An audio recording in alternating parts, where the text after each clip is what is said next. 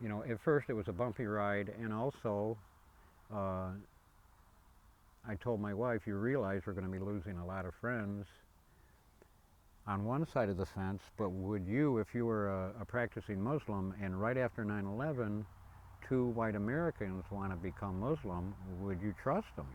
My name is Pam Valentine. I converted to Islam 16 years ago. It's been almost 17 now.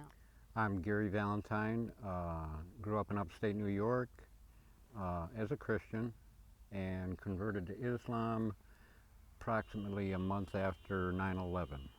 I grew up in upstate New York. We didn't grow up in the same towns, but I ended up in the same town as him. And after my divorce, I met him, and we hit it off. So it was 1984. I looked out the kitchen window, and it wasn't a Jehovah's Witness. It was a short black man with a kufi. I learned later what it was called. And he introduced himself as my new neighbor, and he said he's Muslim, and if I was interested in the religion, he gave me a copy of the Quran and some other associated reading material, and that started a journey that lasted approximately almost 20 years. Yeah, it's a big step initially, because it's not so much the religion, it's just it's the culture that you pretty much adopt, that you dropped into in the Muslim community, because most of them are immigrants. We're both American, and it was the culture shock. Well, we started learning about Islam before 9/11, so we weren't biased in any way.